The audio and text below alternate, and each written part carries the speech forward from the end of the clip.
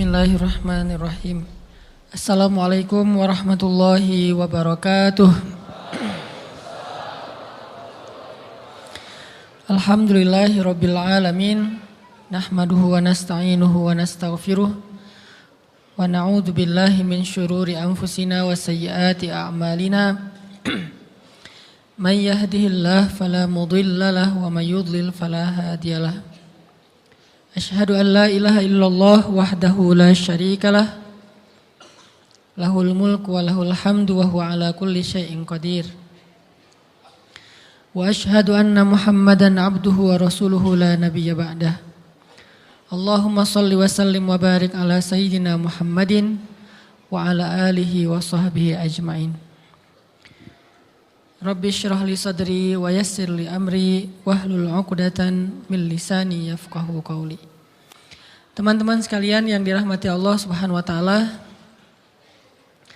malam ini kita bicara tentang salah satu di antara inti dari iman kepada Allah Subhanahu wa taala. Bisa dibilang hampir semua cabang iman itu intinya adalah sabar. Kita bicara amal soleh apapun dalam Islam, intinya juga sabar. Kita bicara tentang realitas hidup, intinya juga sabar.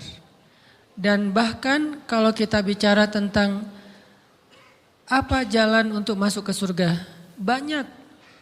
Bisa dengan ibadah, bisa dengan akhlak, bisa dengan ritual, bisa dengan moral, bisa dengan banyak cara untuk masuk ke surga, tapi semua cara itu intinya sama, sabar.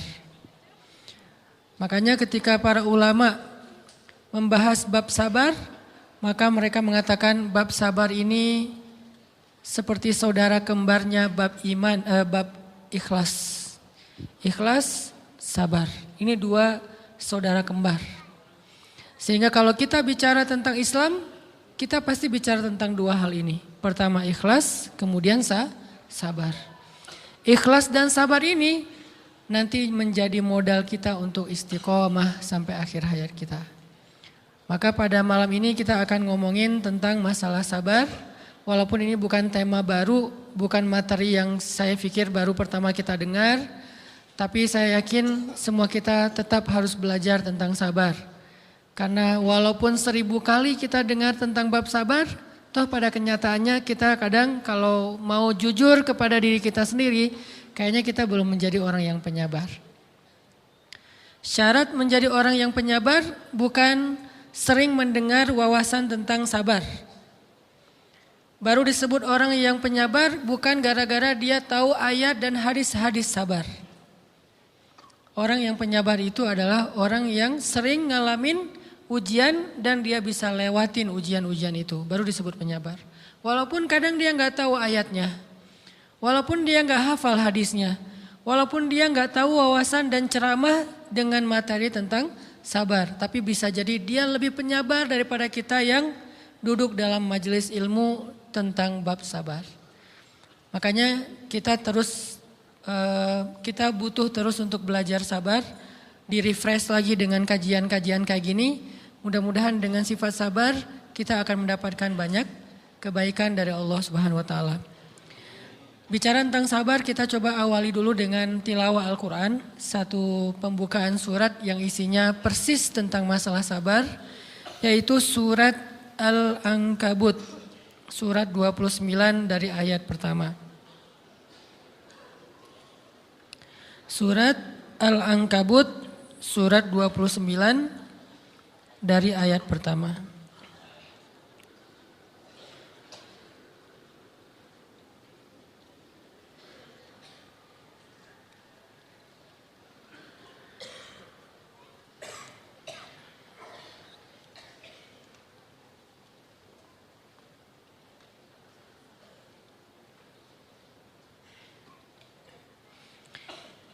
A'udzu billahi minasy syaithanir rajim.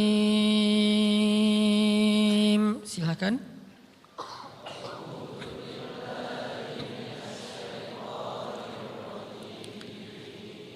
Bismillahirrahmanirrahim.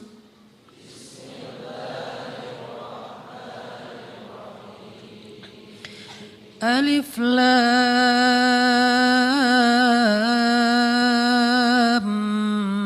Mim.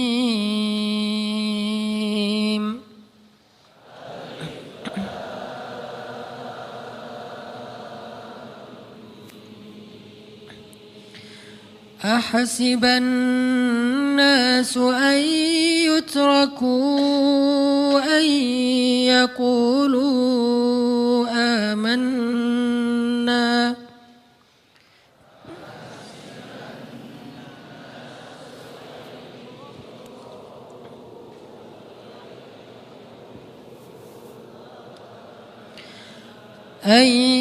يقولوا آمنا وهم لا يفتنون.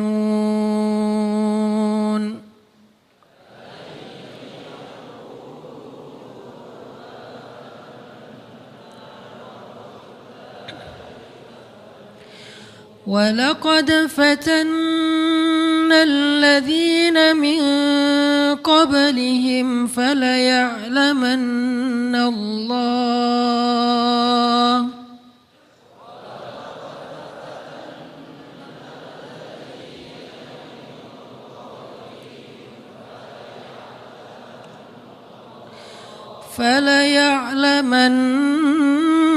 الله الذين صدقوا وليعلمن الكاذبين.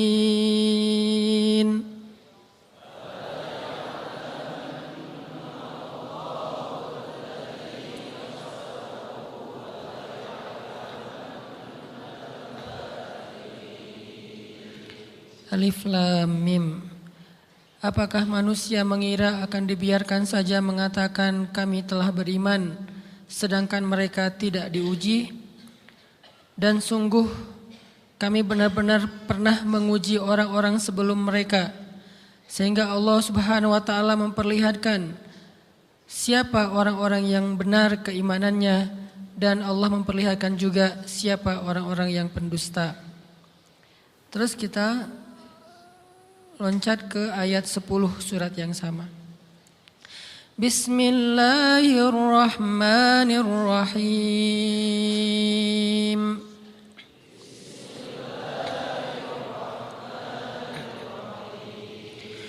Wa minan nasi man yaqulu amanna billah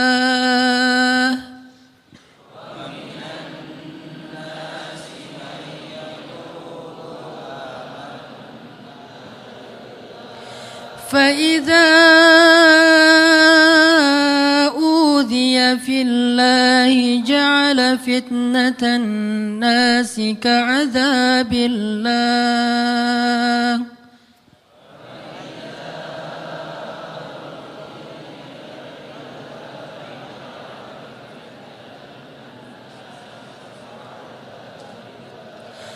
ولئن جاء نصر من ربك ليقولن إنا كنا معكم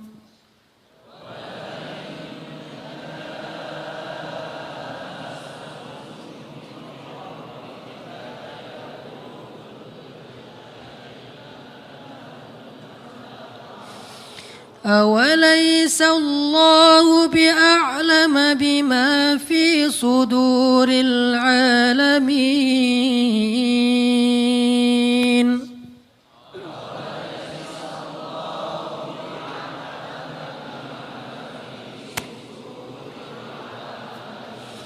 وليعلمن الله الذين آمنوا وليعلمن المنافقين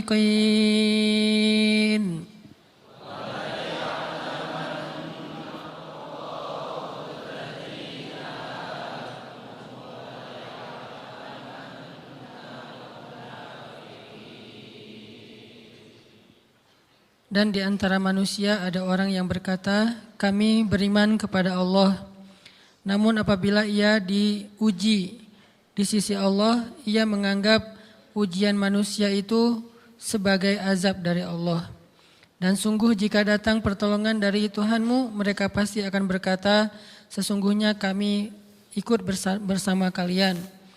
Bukankah Allah lebih mengetahui apa yang ada di dalam dada setiap manusia? Dan sesungguhnya Allah benar-benar mengetahui orang-orang yang beriman dan sesungguhnya Dia mengetahui orang-orang yang munafik. Shadaqallahul azim. Teman-teman yang dirahmati Allah Subhanahu wa taala, di ayat kedua surat Al-Ankabut Allah menyampaikan sebuah sindiran. Allah nyindir dengan bahasa, emangnya manusia fikir Allah akan biarin aja mereka mengatakan kami telah beriman, sementara mereka tidak diuji. Ini Allah lagi menyindir orang-orang yang selama ini berputus asa setelah beriman. Berputus asa setelah berhijrah. Berputus asa dan mengeluh setelah bertaubat. Allah lagi nyindir mereka nih. Seolah-olah Allah bilang, kenapa setelah kalian beriman malah kalian masih berkeluh kesah? Kenapa kalian setelah bertaubat malah menjadi ragu kepada Allah? Kenapa kalian setelah berhijrah malah jadi labil? Bukankah harusnya setelah kalian menyatakan kami taubat, kami hijrah, kami beriman, harusnya iman kalian makin mantap?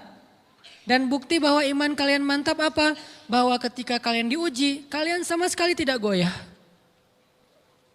Jadi Allah Subhanahu wa taala seolah-olah mengatakan bahwa ujian adalah tabiat iman. Bahwa ujian adalah tabiat iman. Bisa diuji dengan ujian yang kita tidak suka, bisa juga diuji sebaliknya dengan ujian yang kita suka. Bisa diuji dengan ujian yang sifatnya fisik, bisa diuji dengan ujian yang sifatnya harta, bisa juga diuji yang lebih berat lagi dengan ujian yang sifatnya perasaan. Yang jelas semuanya diuji. Bisa diuji dengan ujian musibah, bisa juga diuji dengan godaan-godaan dari syaitan yang melalui hawa nafsu kita. Bisa diuji dengan kemarahan, dipancing oleh orang lain untuk marah, dipancing di sosmed untuk ngebalas komen-komen mereka, dipancing untuk berdebat, dipancing untuk akhirnya kita saling menjudge, saling menjatuhkan, saling menjelekkan. Ini semuanya bentuknya ujian. Makanya Allah Subhanahu wa taala mengatakan di pembukaan surat Al-Ankabut, kalau ujian itu adalah tabiat iman. Ujian dan keimanan itu enggak bisa dipisahkan. Apa hubungan antara iman dengan sabar? Sehingga Allah Subhanahu wa taala menilai keimanan seseorang itu dengan cara mengujinya. Apa hubungan antara iman dengan sabar? Ternyata ciri yang paling jelas orang yang imannya baik adalah sabarnya. Makin baik imannya, harusnya makin kuat kesabarannya. Jadi orang yang paling beriman itu tidak dilihat dari wawasan agamanya. Itu lebih kepada orang yang berwawasan luas, yang ilmunya banyak. Tapi belum tentu orang yang wawasannya luas adalah orang yang paling baik imannya, belum tentu. Bukankah iblis itu wawasannya luas? Dia mengerti banyak hal yang bahkan kita gak ngerti. Iblis ngerti tentang dunia di langit. Iblis mengerti tentang alam yang ada di surga, alam yang ada di akhirat. Iblis tahu, bahkan udah masuk surga. Jadi ilmu iblis lebih banyak daripada kita sekarang. Tapi kenapa iblis malah tidak sebanding antara ilmunya, wawasannya dengan ketakwaan dan kesolehannya? Karena iblis tidak sabar dengan sebuah ujian. Ujian iblis apa? Eksis. Itu ujiannya iblis. Dia udah lama eksis, followersnya banyak. Setiap dia posting, orang berlomba-lomba jadi first like. Setiap dia posting, di repost rame-rame. Di YouTube viral. Channelnya tuh paling banyak subscribersnya. Iblis. Coba cari nanti di YouTube, iblis. Ada nggak channel? Itu udah viral banget loh, eksis banget. Tiba-tiba datang pendatang baru. Muncul pendatang baru. Pendatang baru ini Tiba-tiba melejit. Followersnya langsung nambah, kejar-kejaran akhirnya disalib. Pas lagi kayak gitu dia nggak kuat dengan ujian nama besar, ujian eksistensi, ujian popularitas, ujian siapa yang lebih dihargai, ujian-ujian kayak gitu. Sama kayak kita kadang-kadang ngerasa udah banyak jasa dalam sebuah organisasi, udah banyak jasa dalam sebuah komunitas, udah banyak jasa dalam sebuah lingkungan, masjid, sekolah, organisasi, teman-teman. Kita yang paling sering berkorban. Tapi ternyata yang eksis, yang masuk media, yang masuk TV justru orang lain. Itu kan ujian ya. Nah ini nih yang kadang-kadang ujian namanya zulzilu, diguncang perasaannya. Bukan diuji dengan fisik, kadang-kadang ujian sakit, capek, lelah, buat kita bisa kita lalui tuh dalam sebuah organisasi nih. Kita lagi bikin kegiatan sosial, baksos di sekolah, dengan OSIS-nya, dengan ROHIS-nya, di kampus, dengan BEM-nya, dengan LDK-nya, kita bikin acara baksos. Kan effortnya lumayan ya. Kita begadang untuk meeting, kita survei lapangan, kita kerja malah tidur sehari cuma 1,5 jam, 2 jam. Fisik kita lelah, fisik kita capek, kadang sampai sakit. Sampai dirawat di rumah sakit gara-gara kena misalnya tipes gitu, gara-gara kita habis-habisan bekerja, itu buat kita gak masalah. Ujian fisik kita lalui. Dan besok mau ngadain lagi, kita yang paling semangat dan aktif. Gak masalah capek juga. Gak masalah juga kita lelah, gak masalah kurang tidur, gak masalah berjalan jauh, gak masalah. Satu, ujian harta. Kita yang justru nombokin. Kita yang nalangin dulu modal-modal untuk kegiatan-kegiatan tersebut. Kalau ternyata gak tercover dananya, akhirnya nggak bisa dibalikin talangan kita, nggak apa-apa, kita ikhlas. Kita berkorban dengan harta kita. Butuh apa? Saya bayarin. Butuh apa? Kita lewatin ujian harta. Tapi begitu ujian perasaan, kita udah capek, lelah, kurang tidur, nombokin, nalangin habis-habisan. Ternyata teman kita yang jadi ketua panitia ada kadang cuman masalah itu doang. Atau dia yang jadi PR-nya. Yang namanya PR ketika diliput oleh media kan dia yang muncul mukanya kan. Akhirnya diundang oleh misalnya hitam putih lah atau apalah. Kok dia yang muncul di sana? Atau diundang berdua tapi sampai di sana dia yang banyak ngomong, kita diam aja. Pulang-pulang pundung. Begitu besok mau ngadain lagi udah gak mau terlibat. Left group. Kenapa itu terjadi? Ujian zulzilu, perasaan. Itu yang dialamin oleh iblis.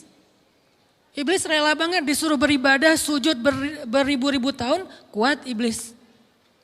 Kalau kita mungkin jidatnya hitam, kalau iblis mungkin udah kepala-kepalanya hitam, saking rajinnya sujud. Wah, ibadahnya udah ribuan tahun.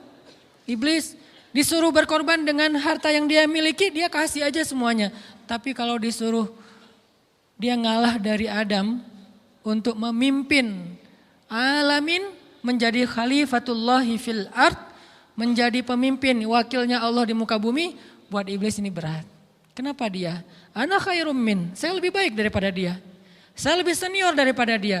Saya lebih sehat daripada dia. Saya lebih keren daripada dia. Saya lebih. Ujian emosional, ujian ego, ujian perasaan. Itu yang lebih berat buat kita.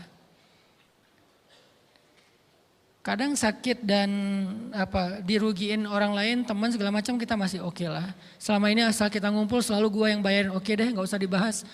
Baru dibahas nanti pas sakit hati. Kalau belum sakit hati kan gak dibahas kan. Gak apa-apa deh kita terus yang bayarin, kita traktirin ngopi apa segala macam. Gak pernah dibahas. Kebersit sih di benak kita, cuman gak mau dibahas. Kenapa? Udahlah biarin aja, easy going. Kemudian kayak kita yang capek harus rempong sana kemari segala macam. Selalu acaranya di rumah kita, akhirnya kita yang bayarin, kita yang rempong, nyiapin segala macam, bebersih sendiri. Tapi begitu ada yang nyakitin perasaan kita sedikit aja, semua itu balik lagi. Dari dulu ya, nah keluar kan? Kenapa? Dipancing oleh ujian perasaan. Jadi ternyata yang paling berat itu adalah zulzilu, diguncang perasaannya. Kita kadang-kadang habis-habisan buat seseorang, gak masalah. Hujan-hujanan dia yang pakai jas hujan, kita gak pakai apa-apa, gak apa-apa. Sakit-sakitan juga, dikerok dan segala macam, biarin aja. Kalau perlu misalnya kalau bannya lagi kempes dia naik Grab, kita dorong-dorong motor terus cari tempat segala macam sampai tengah malam. Enggak apa-apa deh buat dia. Apa sih yang enggak buat kamu? Begitu dia selingkuh, keluar semuanya. Mulai list report keuangan. Wah, dulu sekian sampai uang receh-receh juga dihitung kan ya. Kenapa bisa kayak gitu? Perasaan kan? Nah, ini nih yang kita coba belajar. Mungkin malam ini kita lebih banyak membahas tentang sabar terhadap ujian perasaan. Karena banyak macam-macam ujian. Nah, gimana kita memanage perasaan kita? Gimana cara kita merecovery perasaan kita dengan bab sabar? Insyaallah nanti akan kita lanjutkan setelah selesai sholat isya. Barakallah. Bismillahirrahmanirrahim. Teman-teman yang dirahmati Allah Subhanahu wa taala, kita lanjutkan tentang masalah sabar. Terutama sabar zulzilu, ketika kita diuji dengan ujian ego, marah, perasaan, sakit hati, yang kayak gitu-gitu. Ini ujian jauh lebih berat daripada ujian fisik dan ujian harta. Termasuk rasa cinta, rasa benci, kadang itu menjadi ujian. Kenapa ujian bikin kita jadi tidak lagi logis, nggak realistis, dan kadang-kadang mengabaikan hal-hal nilai-nilai yang kita selama ini pegang sebagai satu kebenaran. Kita ngabaikan batasan-batasan syariat. Ini semuanya ujian dari Allah Subhanahu wa taala. Sehingga tidak disebut orang yang beriman kecuali ketika Allah Subhanahu wa taala melihat dia sabar dalam ujian. Kalau dia nggak sabar dalam ujian, malah di dalam pembukaan surat Al-Ankabut tadi Allah menggolongkan mereka termasuk orang-orang yang munafik. Apa arti yang orang munafik? Orang yang mengaku beriman tapi sebetulnya dia tidak beriman. Apa salah satu buktinya? Dia tidak sabar.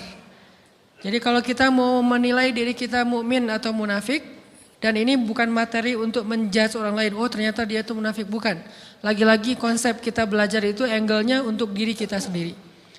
Saya sangat tidak merekomendasikan kita belajar untuk mendapatkan kaca pembesar, mencari-cari kesalahan saudara kita. Tapi kita belajar untuk semakin bisa bercermin untuk menemukan aib dan kekurangan diri kita. Jadi semakin kita tahu ilmu agama, semakin kita tahu ayat dan hadis, semakin kita punya cerminan untuk menilai diri kita dan memperbaiki diri kita. Bukan nyari kaca pembesar untuk memperjelas aib-aib dan kesalahan orang lain. Kalau kita pengen menilai diri kita ini orang yang mukmin atau munafik, caranya lihat aja kita sabar nggak nih, terutama dalam masalah emosional, dalam masalah ego, dalam masalah marah, dalam masalah hawa nafsu, dalam masalah perasaan cinta, dalam masalah benci segala macam, masih bisa nggak kita adil bahkan kepada orang yang kita benci, adil kepada orang yang kita benci, adil kepada musuh sekalipun. Bahwa jangan sampai kita gara-gara gak suka kepada seseorang, kita berlaku zalim kepada dia. Jangan. Ini berarti kita harus ngelawan ego kita sendiri. Ego untuk memaafkan orang lain. Ego untuk bisa melupakan kesalahan orang lain. Ego untuk bisa berlapang dada dengan hal-hal yang gak nyaman daripada orang lain. Ini adalah ujian yang paling berat. Di situ kita bisa lihat kita nih mukmin atau munafik.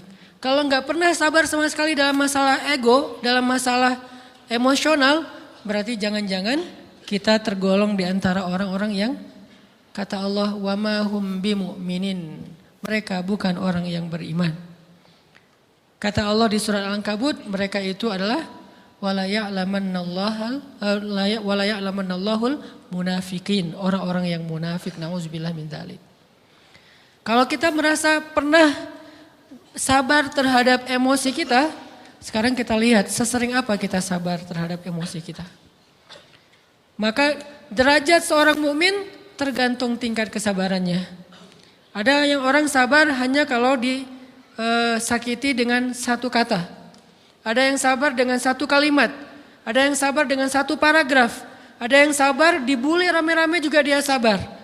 Berarti lahum darajatun inda rabbihim. Orang beriman juga bertingkat-tingkat. Dan tingkatan itu tergantung tingkat kesabaran kita dalam menghadapi ujian, salah satunya ujian emosional kita, perasaan kita. Sehingga teman-teman yang dirahmati Allah SWT, salah satu program kita untuk terus mengembangkan diri, program untuk tumbuh, program untuk memperbaiki diri kita di hadapan Allah itu adalah coba kita program dalam sehari aja, terus kita nilai berapa kali kita berhasil ngelewatin ujian emosional. Bukan cuma marah, termasuk cinta, benci, tersinggung, sakit hati, kayak gitu-gitu. Berapa kali kita bisa berhasil melewati itu dalam sehari. Gak usah seminggu, sehari aja. Di jalan, sama temen, di grup WA, di IG, di Twitter, di mana gitu. Coba kita lihat berapa kali kita bisa menahan diri kita dan bersabar. Bukan berarti tidak respon ya, bukan berarti pasif. Kita bisa merespon tapi dengan cara yang elegan. Kita bisa merespon tanpa harus memperlihatkan emosional yang meledak-ledak. Bukan berarti ketika disakiti orang, dihina dan segala macam kita diam aja. Gak selalu kayak gitu. Kadang-kadang kita perlu merespon untuk mengklarifikasi, tabayun kalau kata orang-orang yang dalam ilmu fikih. Kita harus tabayun, tapi tabayun dengan marah itu beda. Tabayun dengan mencela itu beda. Sehingga kita mencoba menahan diri berpikir, aduh capek kalau gitu. Tapi kan ini bagian dari pembelajaran.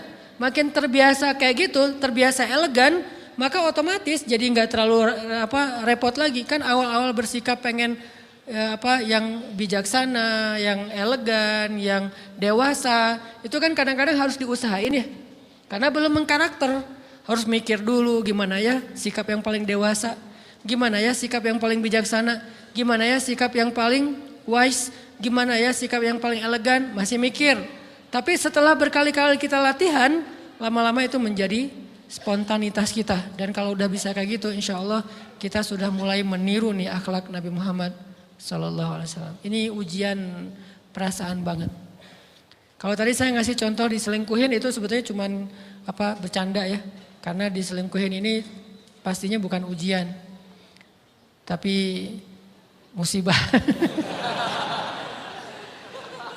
Pengkhianatan ya, tidak ada tempat. Gimana kita ngelawan perasaan kita kalau lagi kayak gitu? Gimana kita ngelawan perasaan kita kalau lagi diuji? Gimana cara kita bersabar? Karena iman dan sabar itu bisa dibilang satu paket. Gak disebut orang beriman kalau gak sabar. Dan insya Allah orang yang sabar itu adalah ciri-ciri orang beriman. Gak mungkin disebut orang beriman kalau gak sabar. Kita pikir memang iman itu hanya ucapan. Kalau iman itu cuma ucapan, inna sholati wa nusuki wa mahyaya wa mamati lillahi rabbil alamin, gampang.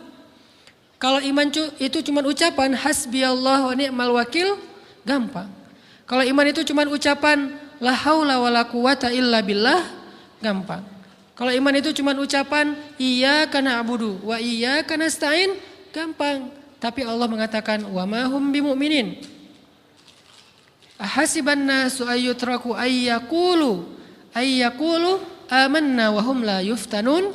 Emangnya cukup dengan hanya mengatakan kami telah beriman lalu tidak diuji? Ternyata iman adalah sabar dalam ujian.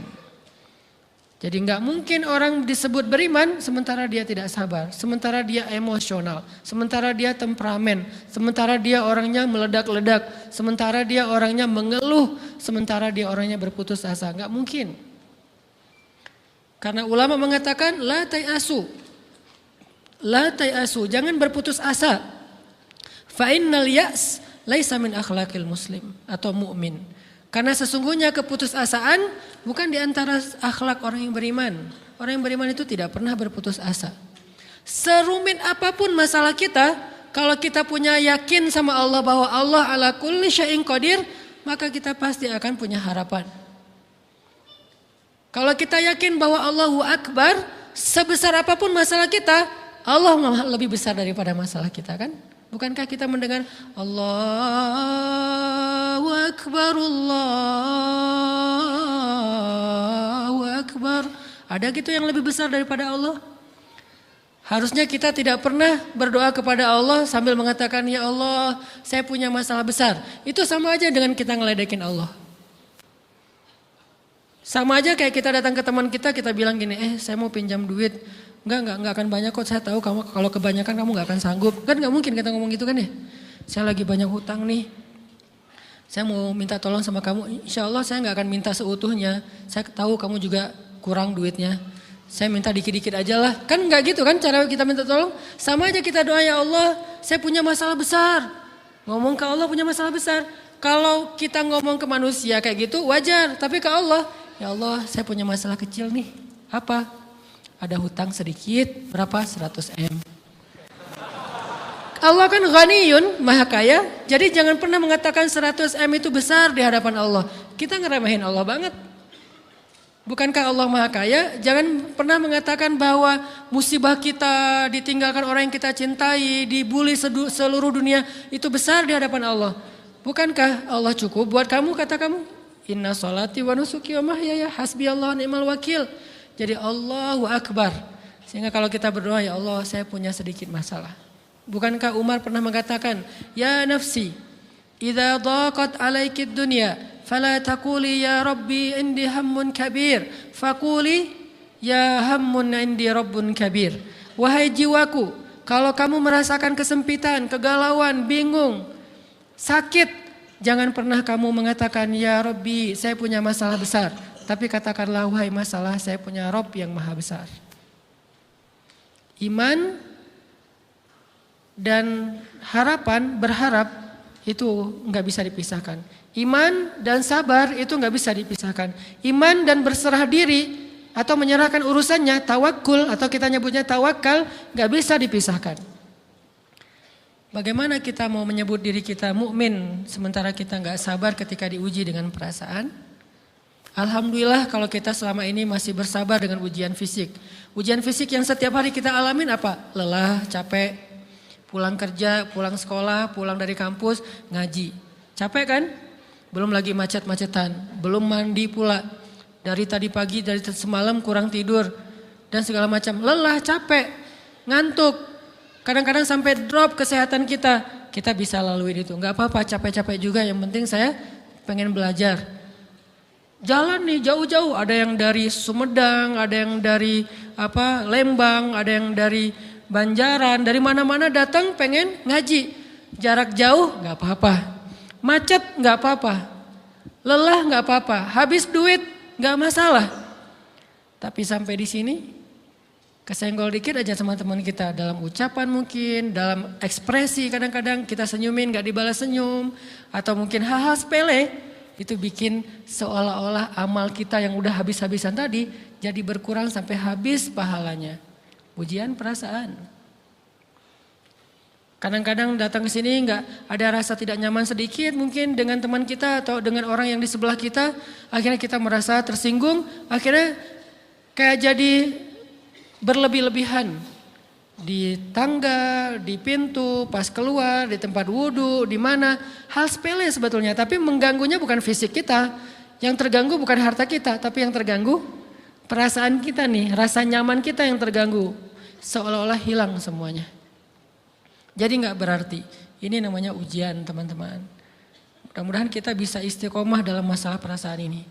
Pertanyaan sederhananya adalah gimana sih cara kita menghadapi itu? Saya juga lagi belajar, ini bukan kata saya ya, tapi saya coba merangkum dari beberapa hadis, dari beberapa ayat. Mudah-mudahan ini jadi semacam tips dari Allah, dari Rasul, cara kita supaya lebih sabar dalam menghadapi ujian, khususnya ujian perasaan. Pertama, saya mengambil dari hadis riwayat yang diriwayatkan dari Abu Hurairah, hadis Hasan.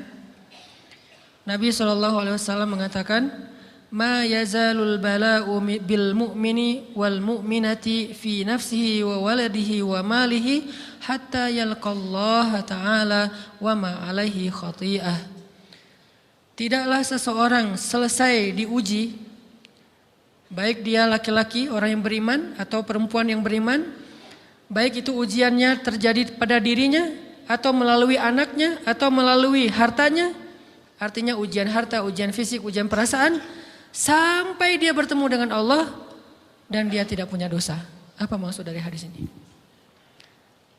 ujian itu tidak akan berakhir kecuali kalau dosa kita sudah habis. Allah akan menguji kita terus untuk membersihkan diri kita dari dosa.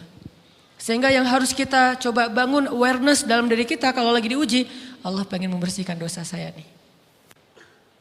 Sehingga kita ridho dengan ujian, bukan ikhlas ya. Kalau ikhlas ibadah, kalau ujian ridho, rela. Saya ridho ya Allah walaupun ini berat. Saya ridho ya Allah walaupun saya berharap Engkau beri jalan keluar. Saya ridho ya Allah walaupun saya berharap ditolong oleh Allah. Tapi tetap ridho diberikan ujian itu sambil berdoa diberikan jalan keluar, ditolong, diberikan keajaiban. Cuman gak mau mengeluh. Dan berdoa meminta jalan keluar bukan mengeluh, itu ibadah. Berdoa itu ibadah dalam Islam. Sehingga Allah suka banget sama hamba yang berdoa. Allah suka dengan hamba yang curhat. Nabi itu kalau lagi curhat, doanya aja bisa berjam-jam cuma doa doang tuh. Kayak hadis Aisyah pas lagi cemburu malam-malam kan. Aisyah lagi tidur, ini jatah malamnya Aisyah. Tiba-tiba dia nyari-nyari raba-raba, Nabi gak ada. Dicari di kamar mandi gak ada. Biasanya Nabi sholat di sebelah Aisyah. Wah curiga nih, jangan-jangan ke rumah si fulan. Dicari ke rumahnya, ditelepon gak aktif, mungkin lagi dicas, datang ke rumahnya. Ketuk pintu. Hafsah, Nabi di rumah kamu enggak? Enggak Aisyah, beneran. Cari ke rumah Sofia. Sofia, Nabi di sini enggak? Enggak, beneran. Cari ke rumah Maria. Maria di sini enggak Nabi? Enggak. Kemana ya Nabi? Rumah istri-istri yang lain enggak ada. Pas balik ke rumahnya, ngelewat masjid, ngelihat Nabi lagi sujud di Masjid Nabawi, di mihrab. Dan Aisyah mendengar Nabi menangis sambil berdoa. Dan sujudnya itu seperti membaca 1 juz Al-Quran. Dan itu isinya doa nangis. Robbi. Jadi kalau kita katakan gak usah banyak berdoa sama Allah, malu. Justru Allah suka kepada hamba yang berdoa. Justru sebaliknya kalau kita jarang berdoa atau enggan berdoa, buat Allah itu orang sombong. Allah gak suka hamba kayak gitu. Kamu gak butuh saya, sama kayak kita lagi ada masalah, punya teman yang punya kelebihan harta, terus kita kayak bingung gitu nyari kesana kemari pinjaman, dia gak dikasih tahu. Pas dia tahu dari orang lain, dia ngomong apa? Kamu gak nganggap saya ya? Emangnya saya bukan teman kamu? Kok kamu punya masalah keuangan tapi saya gak dikasih tahu, malah saya tahunya dari orang lain? Tersinggung kan? Kalau teman kita aja tersinggung, apalagi Allah. Kamu punya masalah kok gak ngomong ke saya, wahai hambaku? Bukan berarti Allah gak tahu, Allah tahu, cuman Allah berhak, bukan ingin ya, berhak untuk dilibatkan. Allah berhak untuk dicurhatin. Allah berhak untuk dijadikan tempat kita untuk habis-habisan menangis dan melampiaskan masalah kita kepada Allah dalam bentuk curhat-curhat dan doa. Sehingga kalau kita berdoa, ya Rabbi, Allah langsung inni qarib, mendekat Allah kepada kita. Jadi teman-teman yang dirahmati Allah, kalau kita punya masalah, kita coba bangun awareness, oh Allah pengen membersihkan dosa-dosa saya nih. Terus kita berdoa, ya Allah bantu saya, ya Allah tolonglah saya, istighfar. Saya kadang-kadang ngerasa nih, kalau ada dosa, ada kesalahan, ada kekeliruan yang saya lakukan misalnya gitu, kalau saya nggak kuat istighfarnya, bentar lagi akan diuji sama Allah. Ujinya macam-macam, alhamdulillahnya ujiannya masih ketahan. Pasti diuji sama Allah. Kalau istighfarnya nggak kuat, taubatnya tuh nggak kuat, langsung diuji sama Allah. Dan saya langsung sadar, oh benar berarti yang tadi ini lagi dihapus sama Allah nih. Perkencang lagi, perkuat lagi istighfar. Kenapa? Karena kalau istighfar kita kuat, berarti kan dosa kita dihapus dengan istighfar ya. Otomatis ujian kita durasinya berkurang. Makin kuat istighfar, makin berkurang. Kalau istighfarnya udah mantap, udah selesai, Allah cabut tuh ujian kita. Diganti dengan kebaikan. Jadi teman-teman, kita coba sadari, oh kalau Allah menguji saya, emang saya banyak dosa. Sebelum kita mencari kambing hitam, nyalah-nyalahin orang lain, sebelum kita marah kepada orang lain, kadang wajar kita marah kepada orang lain gara-gara ucapannya, komennya, teks dari dia, wajar. Tapi sebelum itu, marah dulu kepada diri kita atas dosa dan kesalahan kita yang baru saja kita lakukan. Atau yang dulu kita lakuin dan belum benar-benar kita tinggalkan. Kalau kita ngerasa banyak dosa di masa lalu sebelum kita taubat, hijrah, berarti mungkin itulah alasan kenapa sekarang kita diuji setelah hijrah. Kenapa agak-agak harus jungkir balik setelah kita hijrah. Kenapa harus sedikit berdarah-darah setelah kita hijrah. Anggap aja itu untuk mengkifarat, membersihkan dosa-dosa kita yang telah lalu. Supaya apa? Supaya kalau kita pulang kepada Allah, kita pulang dalam keadaan bersih. Dan itu pasti akan menjadi orang yang paling beruntung. Daripada nanti diberesin di akhirat, mending diberesin di dunia kan. Soalnya kalau diberesin di akhirat itu lebih berat. Akhirat itu perlakuannya beda dengan di dunia. Di dunia kalau kita salah akan dibalas oleh Allah. Kalau kita belum taubat, dibalas oleh Allah sama. Tapi di akhirat ukurannya beda. Sehingga heran ya, kalau ada orang yang merasa beruntung lolos dari hukuman dunia, dia pikir dia udah lolos dari hukuman Allah. Mending dia beresin deh di dunia daripada nanti di akhir berlarut-larut. Itu bahaya banget. Kalau buat saya pribadi dan saya yakin teman-teman juga kayak gitu, gak mau ada masalah di akhirat, mending masalah di dunia aja. Tapi masalah di dunia juga kita gak mau berlarut-larut, pengen cepat dimudahin sama Allah. Caranya istighfar, istighfar, istighfar. Tidaklah Allah memberikan kepada kita ujian kecuali salah satu alasannya pengen menghapuskan dosa.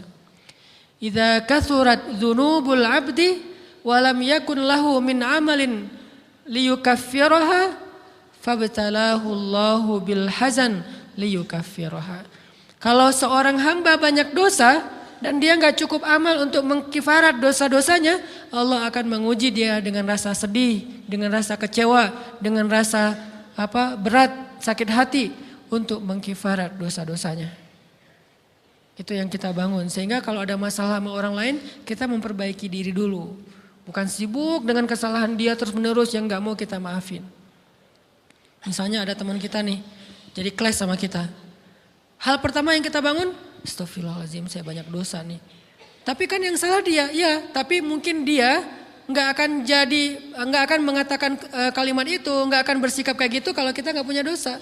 Allah sengaja mengutus dia untuk menguji kita lewat kata-katanya, lewat perilakunya, karena kita punya dosa. Jadi penyebab pertama diuji itu bukan teman kita yang salah, itu penyebab kedua.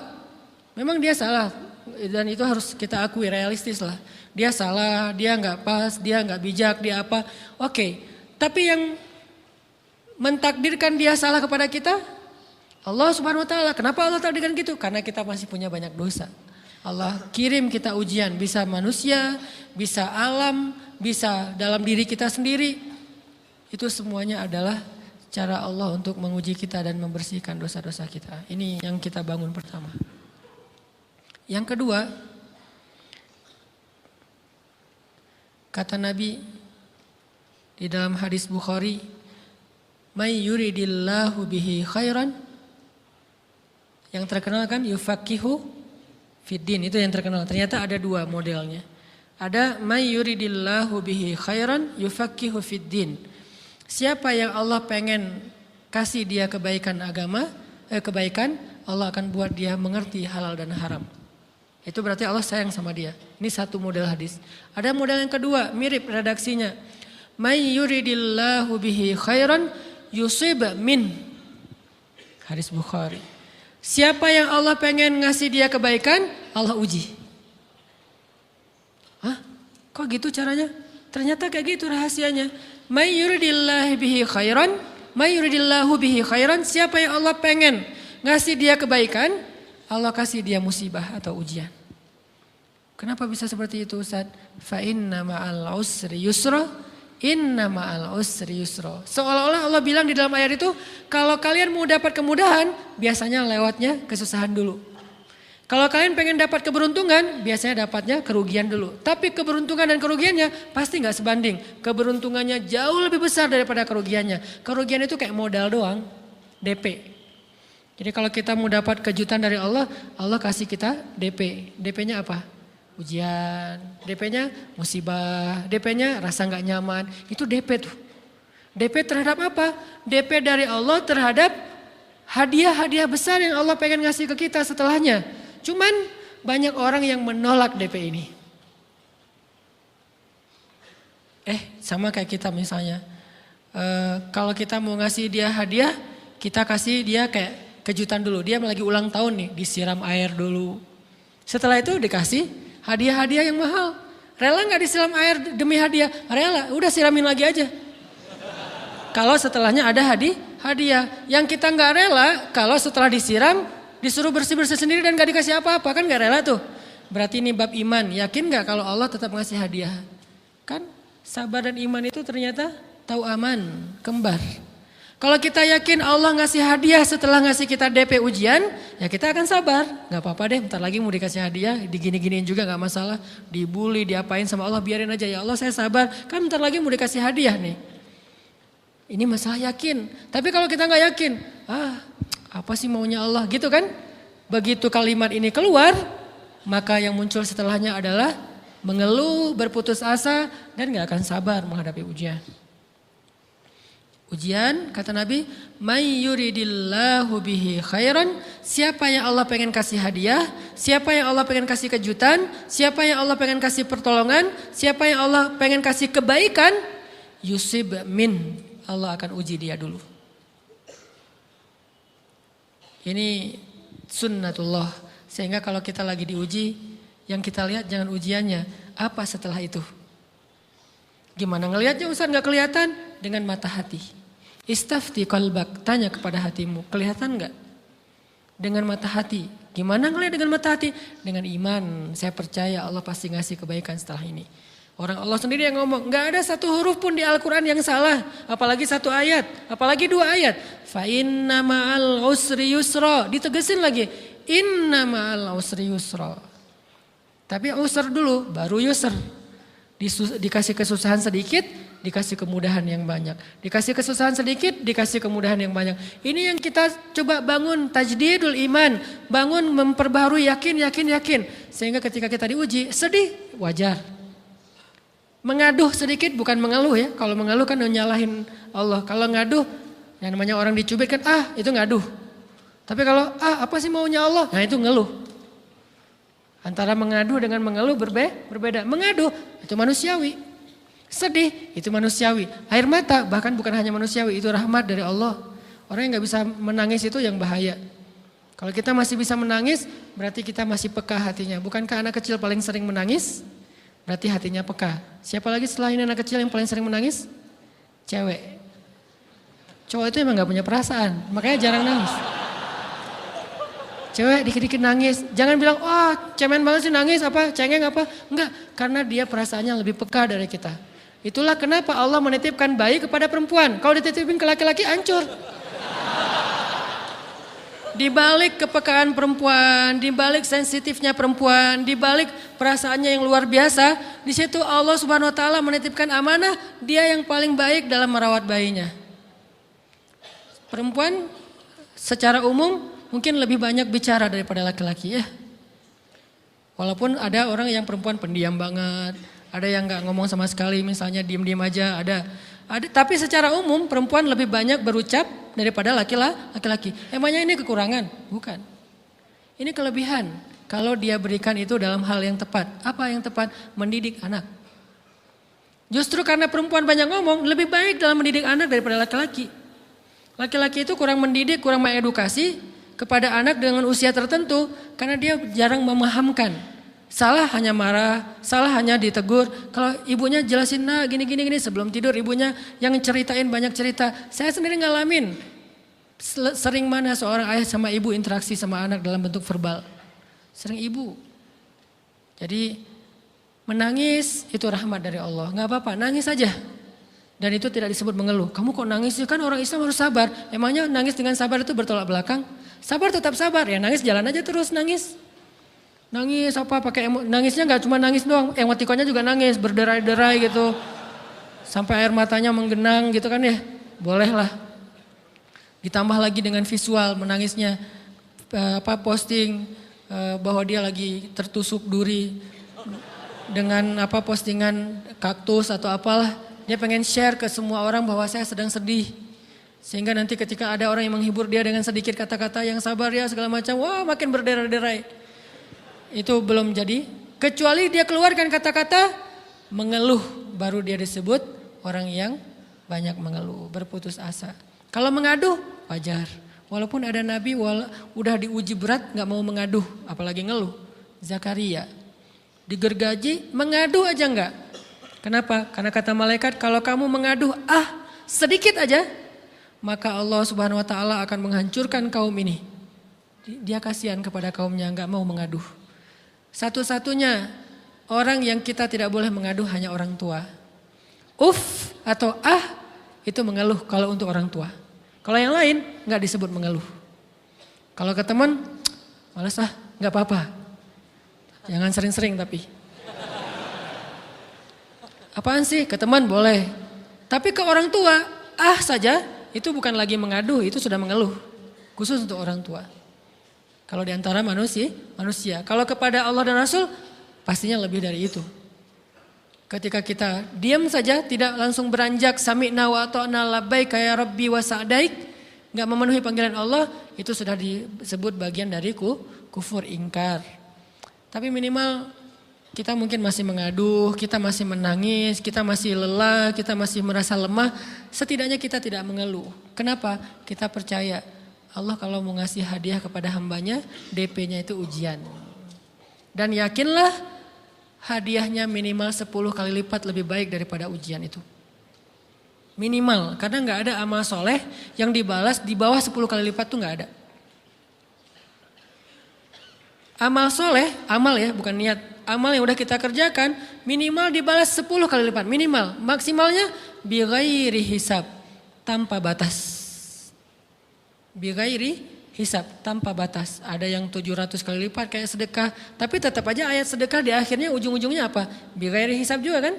Berarti sedekah itu minimal dibalas 700 kali lipat. Minimal. Kalau kita yakin. Selalu syaratnya kalau kita yakin. Dan saya ngebuktiin itu banget. Saya pernah ngalamin lagi jalan-jalan di sebuah kota yang ada becak kayuhnya, becak sepeda gitu ya. Jalan terus saya bilang, Pak berapa ongkosnya? 20.000. Udah naik aja 20.000. Karena kita keliling-keliling kota, ternyata saya jadi kasihan sama dia 20.000. Kasihan kan 20.000 dibayar keliling kota walaupun pas mampir beberapa tempat mungkin dia dapat tips ya. Tapi saya nggak tega gitu, dia cerita tentang anaknya lagi sekolah, apa segala macam, makin bikin baper kan. Pas selesai, saya kasih dia 100.000. Dari 20.000 dikasih 100.000 karena kasihan. Dan saya yakin, nggak mungkin sedekah itu sia-sia. Kan Nabi bersumpah kan, demi zat yang jiwaku di dalam genggamannya, tidak berkurang harta karena sedekah. Demi Allah, kata Nabi. Nggak berkurang harta karena sedekah. Berkurang harta karena belanja? Ya. Berkurang harta karena pacaran? Banget. Modal banget kan? Apalagi buat cowok. Tapi berkurang harta karena sedekah? Gak mungkin kata Nabi. Demi Allah gak berkurang harta karena sedekah. Berkurang harta karena istri? Enggak. Karena memberi kepada istri itu pahalanya lebih gede daripada sedekah. Makanya ngemodalin pacaran setelah nikah itu tumbuh berkah. Modal pacaran sebelum nikah itu apes. Jadi kalau pengen modal nih, ngemodalin cewek, traktir, ngapa-ngapain, bayarin, jangan sebelum nikah. Sebelum nikah jadi orang pelit aja, nggak apa-apa. Tapi setelah nikah, jor-joran ngasih, apalagi yang, bayarin semuanya. Kenapa? Pahalanya lebih gede daripada sedekah. Bahkan lebih gede daripada infak fi sabilillah. Seorang suami memberi nafkah istri, itu pahalanya terkadang lebih besar daripada kita berinfak untuk fi sabilillah, untuk korban perang. Saya heran kalau ada orang sedekahnya rajin tapi ke istrinya kikir, aneh, berarti dia gak ngerti konsep. Padahal memberi kepada istri itu selama itu kebutuhan pokok ya. Dan sedikit entertain, gak apa-apa asal gak berlebihan, itu luar biasa. Makanya saya kalau jalan sama istri yang yang mana? Itu yang Onit suka, oh ya Onit suka. Kasih aja, kenapa? Minta ini, kasih. Selama ada kan kenapa gak dikasih kan ya? Nanti Allah ganti, makin rajin kita ngebayarin istri kita, ngebelanjain istri kita, makin Allah ngasih yang kita gak pernah duga-duga. Sampai istri kita cemburu sama kita. Kok kamu duitnya banyak banget sih? Kan gara-gara aku sering ngasih ke kamu. Ya udah sini lain lagi. Mau ditransfer berapa gitu kan ya. Saya ngasih 100.000 ke si bapak. Dan saya yakin teman-teman sedekahnya pasti lebih dari itu karena 100.000 saya sebut. Kalau 1 juta ke atas saya gak mau nyebut, malu dong. Ria ya.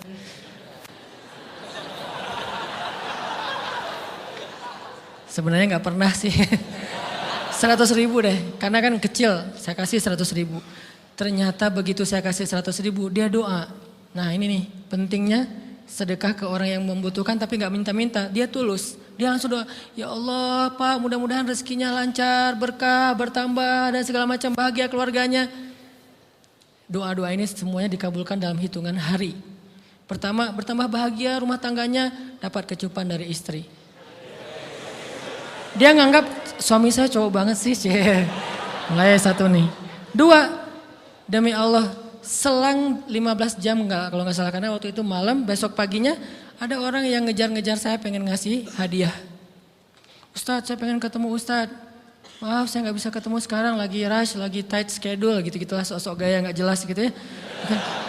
Terus Ustadz saya pengen banget ketemu, dia nggak ngomong pengen ketemu apa. Kalau dia bilang mau ngasih duit kan langsung saya prioritaskan kan ya. Berhubung dia nggak ngomong, ya udahlah, saya sosok jual mahal gitu. Tapi yang namanya rezeki kan gimana kita tolak dia datang kan. Saya nolak. Pokoknya sebentar aja 5 menit nggak akan ganggu waktu Ustadz. Ya udah besok pagi ya pas breakfast gitu, pakai gaya-gaya dikit breakfast. Pas breakfast, oh ya siap Ustadz, jam berapa? Jam 8. Udah janjian jam 8. Mungkin orangnya nih dengar live streaming, Pak jazakumullah khair jaza. Makasih banyak, mudah-mudahan Allah tambahkan rezekinya.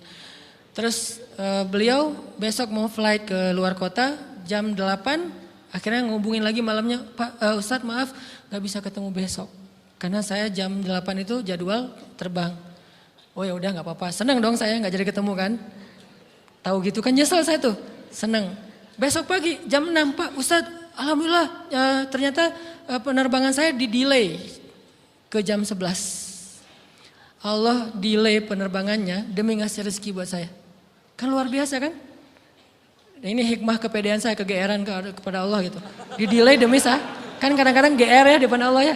Robbi akroman kan gitu ayatnya. Allah memuliakan saya dengan istighfar tetap. Akhirnya saya bisa ketemu Ustaz.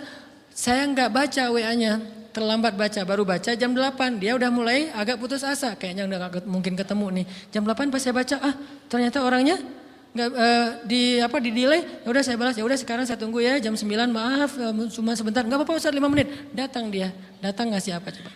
Ngasih duit 200 juta. Demi Allah. Cuman berselang beberapa jam saya tolak-tolak. Tahu gitu Pak, datang malam ini aja.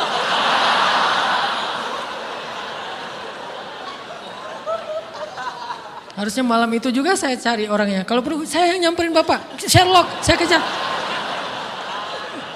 Manusia gitu banget ya.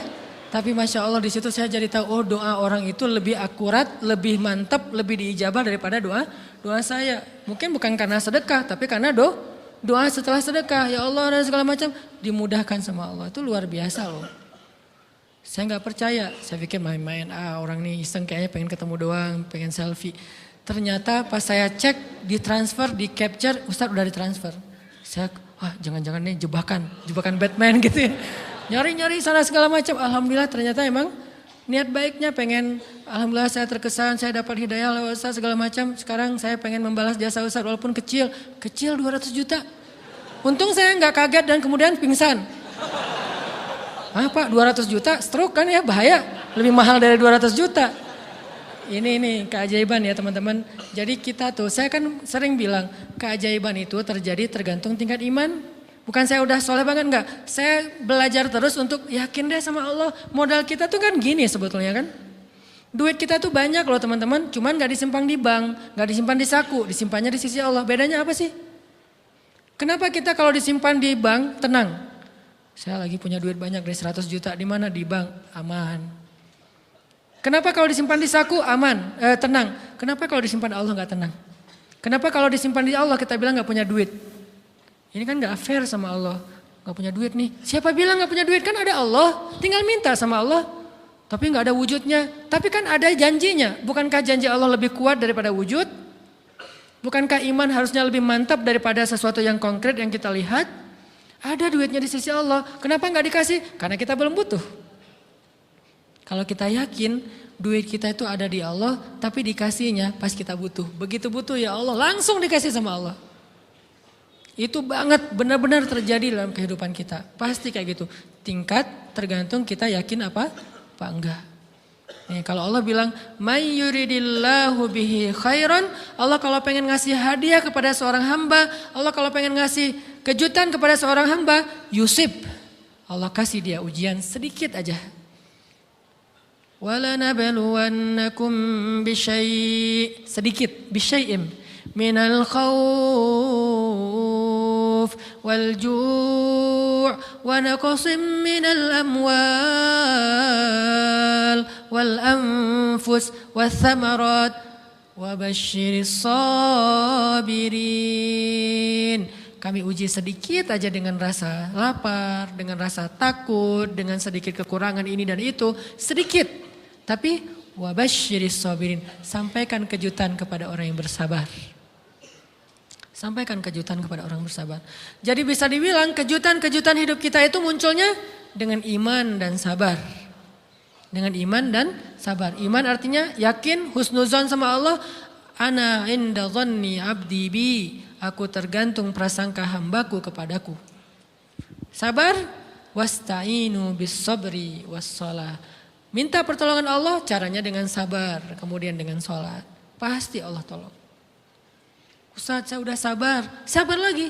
Isbiru wasabiru. Kalau udah sabar, bersabar lagi. Sampai kapan Ustaz? Sampai Allah Subhanahu wa taala benar-benar mengakui kesabaran kita. Setelah itu Allah pasti kasih. Terus apa yang harus saya lakukan Ustaz? Buktikan di hadapan Allah kita itu hamba yang penyabar. Jangan bilang ya Allah, saya akan sabar. Jangan, tunjukin aja. Ya Allah, kurang apa lagi dari saya? Tunjukin aja. Nanti Allah sendiri yang akan memberi kita gelar sabirin, sehingga Allah bilang wabasyiris sabirin, sampaikan berita gembira kepada hambaku yang sabar. Dan kalau Allah udah ngasih berita gembira, itu beruntun loh. Kita sabar kayak Allah tahan dulu nih ya, kejutan Allah tahan dulu hadiahnya buat kita tuh ditahan, tahan. Makin lama makin sulit pastinya, makin lama makin berat, makin lama makin berat. Begitu dibuka kerannya itu nggak ada selesai-selesainya. Sampai kita kebingungan, loh, kok datang terus-terusan. Kayak gitu cara Allah memperlakukan hambanya. Nabi Ayub, sakit pertama, sakit fisik. Sakit kedua, sakit hati. 2 penyakit Nabi Ayub. Fisik pertama, beliau lumpuh, beliau sakit. Sakit hatinya apa? Ditinggalkan oleh orang-orang terdekatnya. Anaknya meninggal. Sedih kan? Kemudian pembantu-pembantunya pada resign. Makin kecewa. Dasar kalian. Kemudian teman-temannya pada menjauh. Grupnya nge-live dia. Bukan dia live grup. Grupnya yang nge-live dia. Orang unfollow. Tiba-tiba followersnya tinggal 1 doang. Yang tadi ada ribuan, sekarang tinggal 1. Istri satu-satunya yang masih setia mendampingi beliau. Tinggal 1 followersnya. Kebayang gak tuh? Yang posting udah sepi, udah gak ada yang nge-like. Istri aja nge-like. Ini nih Nabi Ayub. Ditambah lagi datang keluarganya ke rumah Nabi Ayub. Gak mau ketemu dalam jarak dekat. Dari luar ngomongnya, Ayub kami gini. Kemarin harta kamu tuh kan kamu ada masalah minjam duit karena istri kamu ini gimana nih bayarnya. Terus mereka tutup muka gak mau tertular. Mereka bilang jangan dekat-dekat dengan Ayub. Yang lebih parah lagi ada yang sampai nuduh gini. Ternyata ya kamu itu selama ini bukan orang soleh. Selama ini kamu tuh pura-pura pencitraan ordai. Ini buktinya nih. Ternyata akhirnya Allah tunjukin juga borok kamu, aib-aib kamu. Ternyata kamu itu selama ini orang munafik. Jadi Nabi Ayub malah dituduh orang jahat, orang yang terkutuk, yang selama ini mencitrakan diri sebagai orang baik gara-gara sakit itu dituduh sedemikian. Sedih luar biasa, bertahun-tahun, ada riwayat mengatakan 17 tahun, ada yang mengatakan lebih atau kurang. 17 tahun ditahan semua kebaikan oleh Allah, kecuali 1, iman. Sehingga Nabi Ayub tetap yakin Allah maha baik, pokoknya yakin Allah maha baik. Allah, gimana pun diuji Allah maha baik. Diambil anaknya, Allah maha baik. Diambil kesehatannya, Allah maha baik. Diambil hartanya, Allah maha baik. Jadi orang yang tadinya paling kaya di negerinya, sekarang paling miskin di negerinya. Kebayang gak tuh dibalik 180 derajat. Yang tadinya paling kaya, gak ada yang lebih kaya daripada Ayub, sekarang yang paling miskin. Gak ada yang lebih miskin daripada Ayub. Allah maha baik, Allah maha baik, Allah maha baik. Husnuzan kepada Allah. Dan itu gak sehari 2 hari, 17 tahun husnuzon kepada Allah. Pada puncaknya ketika istri beliau harus menjual rambut, gundul, potong rambut, dijual demi apa? Udah gak tahu lagi mengemodalin apa untuk ngasih makan Nabi Ayub. Akhirnya nyari-nyari kerja gak ada yang nerima, jual rambut, pakai jilbab di rumah gak buka-buka jilbab. Ayub curiga, yang kenapa kamu gak buka jilbab di hadapanku? Enggak apa-apa, kan lagi musim panas, gak apa-apa. Akhirnya Nabi Ayub minta tolong dibukain ada apa, curiga kan. Pas dibuka udah botak rambut istrinya. Nabi Ayub menangis, kenapa, apa yang terjadi? Istrinya bilang, suamiku nggak ada lagi modal buat kita makan. Saya cari-cari kerja sana sini nggak ada yang nerima. Bahkan untuk mandiin hewan aja nggak diterima. Akhirnya saya jual rambut saya, mudah-mudahan bisa untuk kita makan beberapa hari. Istrinya keluar, Nabi Ayub menangis, baru Nabi Ayub berdoa. Itu juga doanya malu-malu dan husnuzon. Malu-malu, husnuzon. Gimana kalimatnya? Rabbi massaniyaddur. Ya Allah, saya sakit. Gitu doang ngomongnya. Bukan, ya Allah udah sekian tahun saya sakit, saya gini, saya gitu. Enggak. Ya Allah, saya sakit. Wa anta arhamur rahimin. Tapi tetap ya Allah buat saya engkau yang paling baik. Coba, masih ngomong gitu? Arhamur rahimin. Gak apa-apa, jadi seolah-olah mau ngomong, ya Allah saya sakit, tenang-tenang saya gak ngeluh ya Allah, engkau tetap yang paling baik. Gitu coba Nabi Ayub ke Allahnya tuh. Langsung Allah munculkan mata air di bawah kaki Nabi Ayub. Tiba-tiba beliau jadi basah, mandi, sembuh semua penyakit, rontok dengan semua luka-lukanya. Dan wajah Nabi Ayub semua tubuhnya menjadi muda. Yang usianya tadi udah 80-an tahun, tiba-tiba menjadi di antara 35 tahun. Itu usia ideal. Maaf ya, saya usianya kurang lebih segitulah. Usia penduduk surga antara 30 sampai 40 tahun. Itu usia penduduk surga. Dan usia itu mempertemukan dua kebaikan. Fisiknya sudah sempurna dan akalnya juga kebijaksanaannya sudah sempurna. Kalau di bawah 30 tahun fisiknya sempurna, akalnya belum sempurna. Kalau di atas 40 tahun akalnya sempurna, fisiknya sudah berkurang. Antara 30, 40, 45 ya kurang lebih segitulah. Nabi Ayub menjadi muda lagi. Jadi keren, persis kayak masa mudanya. Jadi kalau ngelihat foto yang postingan pertama di Instagramnya tuh mirip nih. Kan udah postingan yang ke 1000 ya. Udah berapa tahun dia pakai akun yang sama. Wah, mirip dengan yang dulu. Istrinya datang. Begitu datang, astagfirullahaladzim, ada cowok keren di rumahnya. Tapi mirip Ayub, cuman gak mungkin ini Ayub. Langsung nyari Ayub, di mana Ayub? Kata Ayub, saya Ayub, suami kamu. Enggak, kamu bukan Ayub. Suami saya itu udah tua, suami saya sakit-sakitan, kamu bukan Ayub. Mirip sih. Akhirnya, saya Ayub, apa buktinya kamu Ayub? Ditunjukkan buktinya oleh Nabi Ayub. Apa buktinya? Nabi Ayub menyampaikan beberapa kenangan mereka berdua di masa lalu yang gak ada yang tahu kecuali mereka berdua. Itulah pentingnya kita menyimpan kenangan.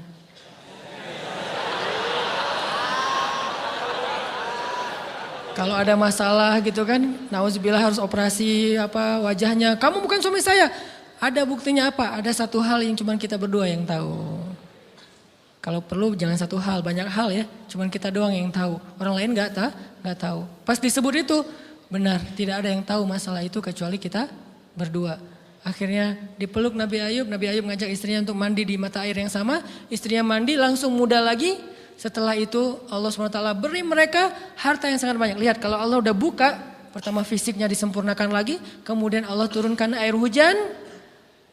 Diturunkan hujan bukan air. Hujannya dinar dan dirham. Di belakang rumah Nabi Ayub itu ada tempat penampungan gandum gitu kan. Ada 2 tempat penampungan. Turun hujan pertama dinar. Sampai penuh penampungan gandum dengan dinar, koin-koin dinar yang 1 dinar mungkin harganya sampai 3 juta. Turun banyak, kemudian turunnya lagi dirham. Penuh, turun lagi di atas atap-atap beliau sampai rumah Nabi Ayub dipenuhi dengan dinar dan dirham. Ini apa? Nabi Ayub kaget. Setelah itu istrinya hamil. Setiap tahun ngelahirin 13 anak Nabi Ayub yang sudah Allah wafatkan. Lahir setahun satu. Wajahnya, karakternya, namanya semua persis seperti yang sudah Allah ambil. Seolah-olah mereka belum meninggal tapi mereka hanya pergi dan kembali lagi. Dibalikin semuanya. Dan Nabi Ayub lebih kaya berpuluh-puluh kali lipat daripada sebelum beliau sakit. Buah dari kesabaran. Artinya Allah kalau mau ngasih kebaikan yang berlipat ganda, yang luar biasa, yusib, Allah kasih dia ujian sedikit. Itu hadis Bukhari. May yuridillahu bihi khairan yusib min. Allah akan menguji dia. Dan yang terakhir yang kita coba bangun juga, ini saya yang lebih ke perasaan ya. Kalau amaliyahnya mungkin ustadz-ustadz lain mengajarkan amal riyadhah buat sabar segala macam. Ini lebih ke perasaan. Satu, kita yakin emang kita layak dikasih hukuman kayak gini, emang kita banyak dosa. Jangan terlalu besar kepala, saya nggak layak dihukum, saya nggak layak diperlakukan kayak gini. Kalau manusia ke kita wajar kita ngomong kayak gitu. Saya nggak layak diperlakukan kayak gini sama dia, oke. Tapi oleh Allah layak banget karena emang kita banyak dosa. Makanya kalau kita nggak kuat lama-lama digituin, banyak istighfar. Yang kedua, husnuzon, lebih keperasaan nih. Oh Allah pengen ngasih saya kejutan. Sabar, sabar, sabar. Sampai kapan? Sampai Allah benar-benar melihat kesabaran kita. Yang ketiga, nah ini juga lebih keperasaan. Allah itu kalau kangen kepada kita, ngasih kita ujian. Terutama kita yang kalau nggak dikasih ujian, jarang romantis sama Allah. Kalau udah dikasih ujian, Allah Akbarnya tuh bergetar gitu. Allahu Akbar. Kenapa banyak ujian? Tapi kalau lagi normal, sholat mah sebelah kaki, santai aja. Kalau perlu bersandar gitu ya. Sholatnya nggak wudhu, tayamum cepet-cepetan, biar gampang gitu. Kan tayamum juga boleh Ustaz, kayak gitu-gitu lah. Kenapa? Kalau lagi normal, doa Rabbana atina fid dunya hasanah. Kalau misalnya baca dalam sholat, qul huwallahu ahad, itu juga dibagi 3 rakaat. Tapi kalau lagi diuji, Alif Lam Mim, Toha, Yasin, semua dibaca pembukaan surat. Khatam 30 juz teh. Kenapa? Lagi diuji. Sholat panjang, doa ya Allah, habis-habisan. Baru takbir udah nangis, Al-Fatihahnya nangis.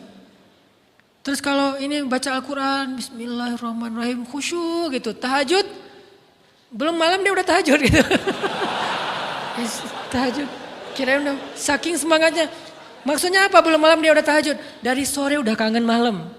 Kapan ya malam, kapan ya tengah malam, kapan ya saya pengen tahajud, kangen dengan tahajud. Kan ada orang kayak gitu, saya kenal beberapa orang yang katanya hanya menunggu malam aja setiap hari.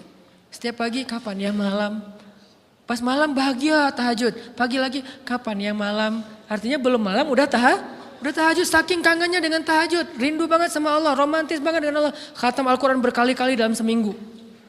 Begitu dia dikasih jalan keluar, menjauh sampai lupa sama Allah. Sehingga kalau Allah kangen sama dia, Allah kasih dia ujian dikit. Ta'ala ya abdi, kesini wahai hambaku, kesini. Biar kita berdua-duaan lagi nih.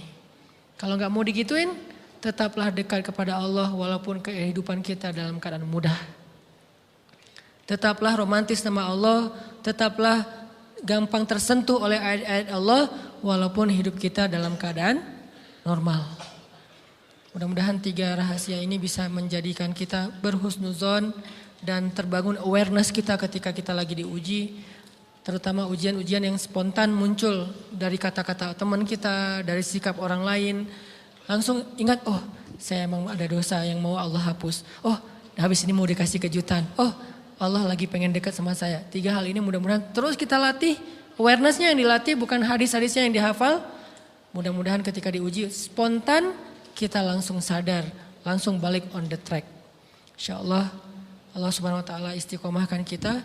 Fis-sarra wa fit-dharra. Dalam keadaan suka maupun dalam keadaan duka.